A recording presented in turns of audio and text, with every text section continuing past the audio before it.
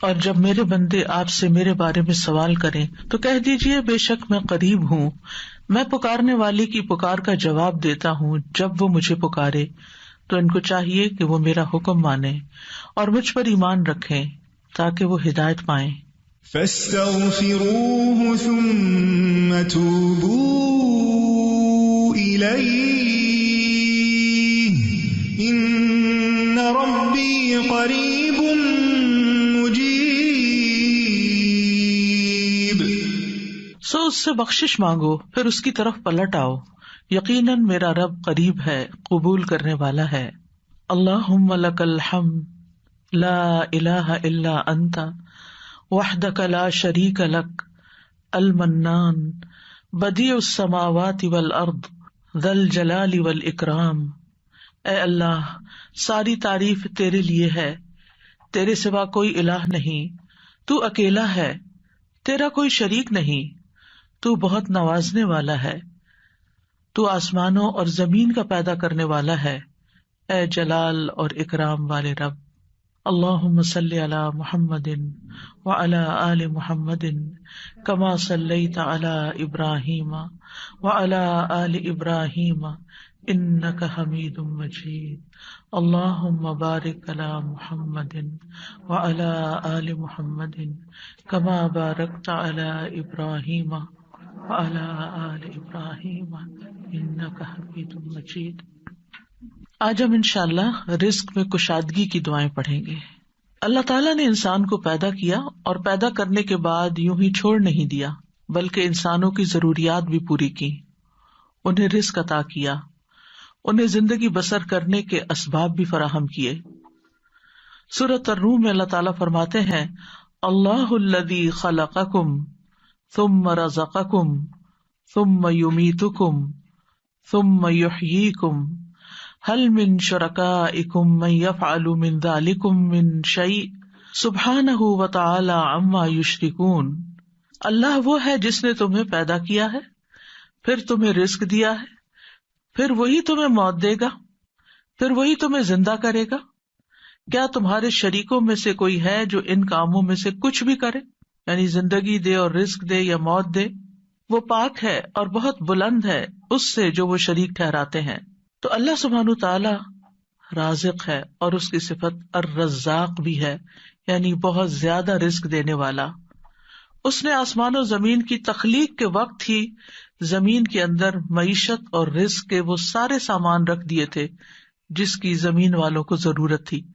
یعنی جب اللہ تعالیٰ نے زمین کو پیدا کیا تو صرف اس پلانٹ کو نہیں پیدا کیا بلکہ اس کے اندر اسباب رزق بھی پیدا کر دیے، اور جتنی بھی مخلوقات پیدا کی جو ان گنت ہیں، ہم گن نہیں سکتے. یعنی انسان تو انسان، انسانوں کے علاوہ جنات، پھر حیوانات، چرند پرند درندے، چیونٹیاں، کیڑے مکوڑے، سمندر کی مخلوقات جو ان گنت ہیں، جن کی صرف اقسام ہی ان گنت ہیں. تو صرف ان کو پیدا نہیں کیا بلکہ ان سب کے رزق کی جو ضروریات تھی وہ بھی زمین کے اندر رکھ دی. اور پھر آپ دیکھیے کب سے یہ زمین بنی ہے اور کب سے اس پر حیوانات موجود ہیں، اور وہ ہر روز کھا رہے ہیں، پی رہے ہیں، اپنی ضروریات پوری کر رہے ہیں.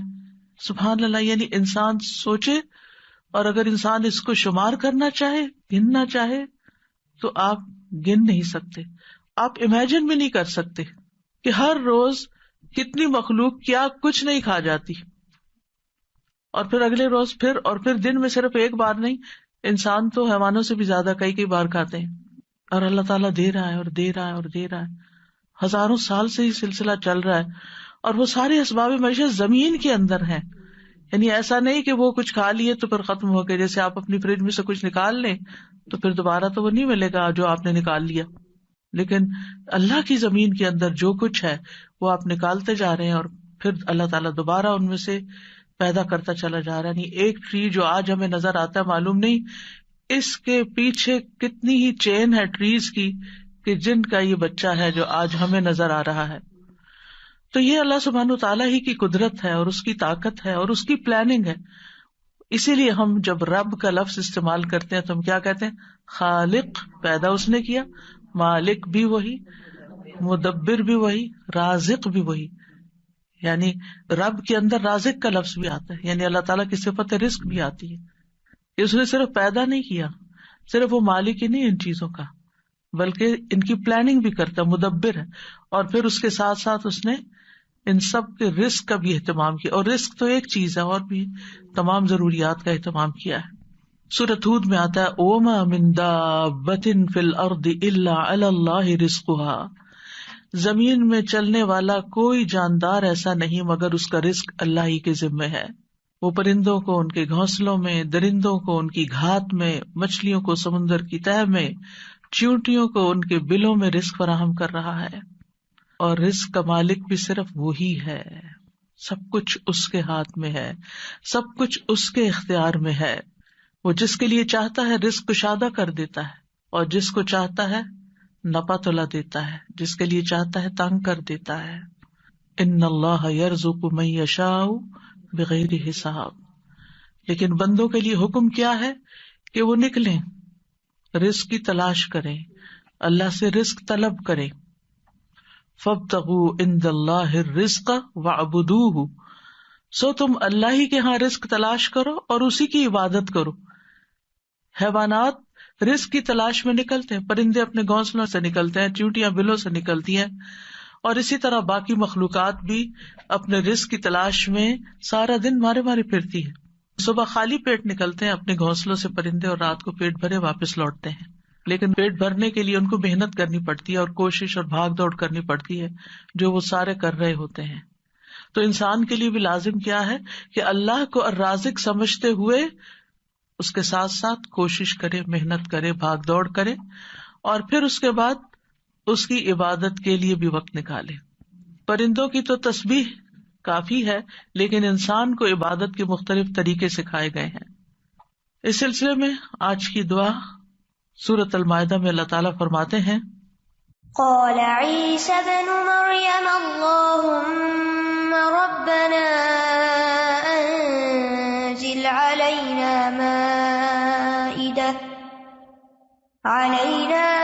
مائدة من السماء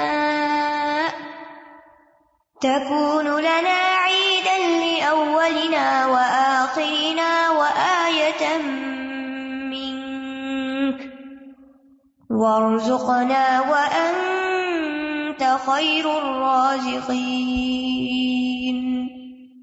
عیسیٰ ابن مریم نے کہا اے اللہ، اے ہمارے رب، تو ہم پر آسمان سے ایک خوان اتار جو ہمارے پہلوں اور پچھلوں کے لیے عید ہو جائے، اور تیری طرف سے ایک نشانی ہو، اور ہمیں رزق عطا فرما، اور تو سب سے بہترین رازق ہے. اس آیت میں عیسیٰ علیہ السلام کے زمانے میں ایک خاص واقعے کی طرف اشارہ ہے. عیسیٰ علیہ السلام نے جب لوگوں کو اللہ تعالیٰ کی طرف بلایا تو حواریوں نے اس پر لبیک کہا، آپ پر ایمان لائے، اور ایمان میں مزید اطمینان کے لیے عیسیٰ علیہ السلام سے کہا کہ کیا آپ کا رب یہ کر سکتا ہے، اس میں یہ قدرت ہے کہ ہم پر آسمان سے تیار شدہ کھانا اتارے. یعنی ویسے تو اللہ تعالیٰ زمین سے رزق دے ہی رہا ہے، تو ہم چاہتے ہیں کہ وہ آسمان سے ہمارے لیے کھانے کے لیے ریڈی ٹو ایٹ ہمارے لیے ایک خوان اتارے، یعنی پورا دسترخوان نیچے آئے. تو عیسیٰ علیہ السلام نے انہیں اس مطالبے سے روکا اور اللہ سے ڈرایا، کیونکہ یہ ایک طرح کا معجزہ تھا، اور معجزہ طلب کرنے کے بعد اگر کوئی شخص اللہ تعالیٰ کی بات نہیں مانتا تو پھر اس کی سزا بہت سخت ہے. لیکن حواریوں نے اپنے مطالبے کی 3 وجوہات بتائیں کہ ہم کیوں چاہتے ہیں کہ ہمارے ساتھ ایسا ہو. ایک یہ کہ ہم فکر معاش سے آزاد ہو کر، یکسو ہو کر اللہ کی عبادت کریں. دوسرے یہ کہ ہمیں یقین حاصل ہو جائے کہ آپ جو کچھ ہمیں کہہ رہے ہیں کہ یہ اللہ کی طرف سے ہے، وہ بالکل سچ ہے، حقیقت ہے، اور اللہ واقعی ہر چیز پر قدرت رکھتا ہے. اور تیسرے یہ کہ جب وہ دسترخوان نازل ہو تو پھر ہم سب خوش ہو جائیں. ظاہر ہے کہ اللہ کی طرف سے جو کھانا آئے گا تو اس کا تو پھر کیا ہی لطف ہوگا اور کیا ہی اس کا حساب ہوگا. تو ہم اس دن کو پھر خوشی کا دن بنا لیں، ہماری عید کا دن بن جائے، اور پھر ہم آئندہ بھی اس دن کو یاد رکھتے ہوئے ہر سال عید منایا کریں. جب ان کا یہ مطالبہ سنا تو عیسیٰ علیہ السلام نے نہایت عاجزی کے ساتھ اللہ رب العزت سے دعا کی، لوگوں کا یہ مطالبہ اللہ تعالیٰ کے سامنے پیش کر دیا، اور اللہ تعالیٰ سے دعا کی کہ لوگوں کو غیب سے رزق عطا فرمائے جو ان کے اگلوں اور پچھلوں کے لیے ایک یادگار خوشی کا دن بن جائے، اور یہ ایسا معجزہ ہو کہ لوگ اپنی آنکھوں سے دیکھ لیں کہ کس طرح آسمان سے اترا، یعنی وہ زمین کے رزق سے پھر مختلف چیز ہو، کیونکہ زمین کا رزق تو سب اپنی آنکھوں سے دیکھتے ہیں، جو کچھ زمین پیدا کرتی ہے اور جو سمندر سے اور مختلف سورسز سے ہمیں رزق حاصل ہوتا ہے، لیکن یہ جو آسمان کا رزق ہے obviously یہ زمین کے رزق سے مختلف ہوگا، تو اس سے ہمارا ایمان بڑھ جائے گا۔ تو عیسیٰ علیہ السلام نے عرض کی قال عیسی ابن مریم اللہم ربنا، آپ دیکھیے دعاؤں میں یا اللہم آتا ہے یا ربنا آتا ہے، یہاں عیسیٰ علیہ السلام نے دونوں صیغے استعمال کیے ہیں، اللہم ربنا یعنی حواریوں کا مطالبہ قبول کر کے اللہ سبحانہ وتعالیٰ سے نہایت عاجزی کے ساتھ دعا کی کہ اے اللہ، اللہم اے اللہ، ربنا جو ہمارا پالنے والا ہے، جو ہمارا رب ہے۔ اور اس سے یہ بھی ظاہر ہوتا ہے کہ عیسیٰ علیہ السلام اپنے آپ کو نہ اللہ سمجھتے تھے، نہ اللہ کا بیٹا، اور نہ ہی رب سمجھتے تھے، بلکہ وہ اللہ سبحانہ وتعالیٰ کو یا اللہ اور یا رب کہہ کے پکار رہے تھے۔ تو اس سے کیا ظاہر ہوتا ہے کہ وہ خود رب نہیں تھے، اور نہ ہی وہ اس کے قائل تھے، اور نہ ہی وہ کسی چیز میں اپنا کوئی اختیار سمجھتے تھے۔ اور پھر یہ بھی دیکھیے کہ حواریوں نے عیسیٰ علیہ السلام سے یہ کیوں کہا کہ آپ دعا کریں؟ اگر وہ انہی کو رب مانتے ہوتے تو انہی سے مانگ لیتے۔ تو ان سے جب انہوں نے یہ کہا تو اس سے یہ پتا چلتا ہے کہ عیسیٰ علیہ السلام کے ماننے والوں کے ذہن میں کہیں دور پار بھی یہ خیال نہیں تھا کہ عیسیٰ علیہ السلام اللہ کا کوئی حصہ ہے نعوذ باللہ، یا کوئی بیٹے ہیں، یا کسی بھی طرح الوہیت کا کوئی مقام رکھتے ہیں۔ وہ ان کو ایک نبی کے طور پر ہی سمجھتے تھے۔ تو انہوں نے اللہ سبحانہ وتعالیٰ ہی کی ربوبیت کا اس بات کیا یا اس پر ایمان لائے۔ پھر کہا کہ تکون لنا عیدا لاولنا وآخرنا، عید کا لفظ عاد یعود سے ہے، لوٹ کر آنا، یعنی وہ خوشی جو بار بار آئے، ہر سال پلٹ کر آئے۔ یہ سالانہ بھی ہو سکتی ہے اور ہفتہ وار بھی۔ مسلمانوں کی 2 عیدیں سالانہ ہیں اور ایک ہفتہ وار ہے۔ اس کے علاوہ کوئی اور عید ثابت نہیں ہے جو ہم نے خود سے بنا لی ہیں عیدیں، وہ قرآن و سنت سے ثابت نہیں ہے۔ تو ہم سالانہ عید تو اچھی طرح مناتے ہیں، لیکن افسوس یہ کہ جمعے کا اہتمام کم سے کم ہوتا جا رہا ہے۔ جمعے کے دن بھی غسل کرنا چاہیے، اچھے صاف ستھرے کپڑے پہننے چاہیے، تیار ہونا چاہیے، اہتمام کرنا چاہیے۔ یعنی جمعے کا دن عام دنوں کی طرح نہیں ہونا چاہیے، یعنی وہ دن ہمارے لیے خاص دن ہے، اسے خاص دن سمجھ کر ہی اس میں سارے کام کریں، چاہے وہ عبادت کے ہوں یا جو دوسرے کام ہوں۔ اور پھر آپ دیکھیے کہ انہوں نے کہا کہ وہ دن ہمارے لیے عید کا ہو، لأولنا وآخرنا، ہماری پہلی فرسٹ جنریشن یعنی جو ہمارے دور کے لوگ ہیں، وآخرنا اور جو ہمارے بعد میں آئیں گے، وآیۃ منک، اور تیری طرف سے ایک نشانی بھی ہو، تیری قدرت کی علامت ہو، یعنی عیسیٰ علیہ السلام کی سچائی کی علامت ہو کہ یہ واقعی اللہ کے رسول ہیں اور انہوں نے جو کہا وہ سچ کہا۔ اور پھر وارزقنا وانت خیر الرازقین دعا بھی کی، اور یہ رزق کے حصول کی دعا بھی ہے، یعنی اتنا حصہ اگر انسان پڑھتا ہے، وارزقنا وانت خیر الرازقین، تو ہمیں عطا کر، ہمیں رزق دے، اور تو سب سے بہترین رزق دینے والا ہے۔ اور یہاں پر ہمیں کسی مشقت کے بغیر اپنے پاس سے رزق عطا فرما۔ اب آپ دیکھیے کہ اللہ سبحانہ وتعالی بہترین رازق ہے، یعنی کس اعتبار سے کہ جو اس کی طرف سے رزق آتا ہے وہ اپنی کیفیت کے اعتبار سے اور کمیت کے اعتبار سے بہترین ہوتا ہے، یعنی سب سے افضل ہوتا ہے۔ اور انسانوں نے اس کی جو شکلیں بنا لی ہیں، پروسیس کر لیا اس کو، تو وہ اپنی کیفیت کے اعتبار سے بہترین نہیں رہا، کیونکہ انسانوں کے لیے اس طرح فائدہ مند نہیں۔ آپ نے دیکھا ہوگا کہ جو چیزیں نیچرلی اگتی ہیں، گرو کرتی ہیں، اور جو فریش فوڈ آپ سی سے لیتے ہیں، سی فوڈ ہوتی ہے یا کچھ، یا ہم باقی غذاؤں کے مقابلے میں زیادہ صحت مند غذائیں ہوتی، خیر الرازقین۔ اور اس لیے بھی خیر الرازقین کہا گیا اللہ تعالیٰ کو کہ لوگ اگر اللہ تعالیٰ کی نافرمانی بھی کریں تو بھی وہ ان کو اپنا رزق دیتا ہے، وہ کفر بھی کریں، اس کا انکار بھی کریں، اس سے ناراض بھی ہوں، پھر بھی رزق دیتا ہے. لیکن بندوں میں سے جو کسی کو رزق دیتے ہیں وہ ایسا نہیں کرتے، حتیٰ کہ ماں باپ بھی اگر دیکھتے کہ بچے بات نہیں مانتے تو ان سے کنارہ کش ہو جاتے ہیں. آپ جہاں جاب کرتے ہیں جاب نہیں کریں تو آپ کو کوئی سیلری نہیں دے گا. انسانوں کا معاملہ یہ ہوتا ہے. لیکن اللہ سبحانہ وتعالیٰ آپ عبادت کریں یا نہ، آپ نماز پڑھیں یا نہ، آپ روزہ رکھیں یا نہ، وہ آپ کو کھانے کو دیتا رہے گا. تو اس دعا سے یہ پتا چلتا ہے کہ انسان جب دعا کرے تو بہت عاجزی کے ساتھ دعا کرے اور اللہ تعالیٰ کو اس کے بہترین ناموں کے ساتھ پکارے. اللہم ربنا، یہ دونوں نام اکٹھے بھی کر سکتے ہیں، اور اس کے علاوہ بھی یا رزاق، یا فتاح. اور پھر یہ کہ انتہائی عاجزی اور انکساری رویے میں بھی ہونی چاہیے کہ اللہ ہم محتاج ہیں، تو دینے والا ہے. اور پھر اللہ تعالیٰ سے بہترین رزق مانگنا چاہیے، یعنی تو بہترین رزق دینے والا. اللہ تعالیٰ کی صفت کو بیان کیا جا رہا ہے، یعنی ہمیں بھی ایک طرح سے انڈائریکٹلی کیا کہا جا رہا ہے کہ ہمیں بھی بہترین رزق عطا فرما. رزق کیا چیز ہے، یعنی رزق کا اطلاق کس کس چیز پر ہوتا ہے؟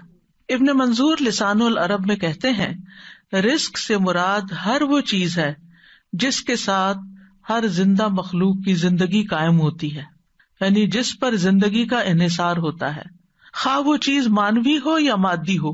مانوی سے مراد یعنی جس کو ہم چھو نہیں سکتے، جس کو ہم جانتے ہیں، سمجھتے ہیں، محسوس کرتے ہیں، یعنی انٹینجیبل جس کو آپ کہہ سکتے ہیں. تو رزق دونوں طرح ہوتا ہے، ٹینجیبل بھی اور انٹینجیبل بھی. اسی طرح بعض نے یہ کہا کہ ہر نعمت ہی ایک طرح سے رزق ہے، یعنی جتنی بھی نعمتیں ہمیں ملی ہیں وہ ساری رزق ہیں. یعنی صرف مال ہی رزق نہیں ہے بلکہ رزق کا ایک وسیع دروازہ ہے. ہر وہ چیز جو اللہ تعالیٰ بندوں پر نعمتوں کی صورت میں انعام فرماتا ہے، جیسے مال، اولاد، ہسبینڈ، اہل و عیال، ماں باپ، پھر اسی طرح صحت، محبت، قبولیت، یہ ساری چیزیں رزق کہلاتی ہیں. اور یہ اللہ تعالیٰ کی طرف سے تقدیر میں مقرر کر دی گئی ہیں. یعنی اللہ تعالیٰ نے ہر بندے کا رزق مقرر کر رکھا ہے کہ اس کو کتنا دینا ہے. تو انسان کے لیے پھر کیا لازم ہے کہ اللہ جب دے تو پھر انسان شکر ادا کرے. جیسے اوپر میں نے ذکر کیا کہ حصی اور مانوی دونوں اعتبار سے جو نعمتیں ہمیں ملی ہیں وہ رزق ہے، تو محبت بھی ایک رزق ہے. حضرت عائشہ کہتی ہیں میں نے نبی صلی اللہ علیہ وسلم کی ازواج میں سے کسی پر رشک نہیں کیا سوائے خدیجہ رضی اللہ عنہا کے، اور میں نے حضرت خدیجہ کو نہیں دیکھا، یعنی ان کو زمانہ نہیں پایا. وہ فرماتی ہے کہ رسول اللہ صلی اللہ علیہ وسلم جب بکری ذبح کرتے تو آپ فرماتے کہ اس کا گوشت خدیجہ کی سہیلیوں کو بھیج دو. وہ کہتی ہے کہ ایک دن میں غصے میں آ گئی. میں نے کہا آپ ہر وقت خدیجہ خدیجہ کرتے ہیں اور اس کی سہیلیوں تک کا خیال رکھتے ہیں.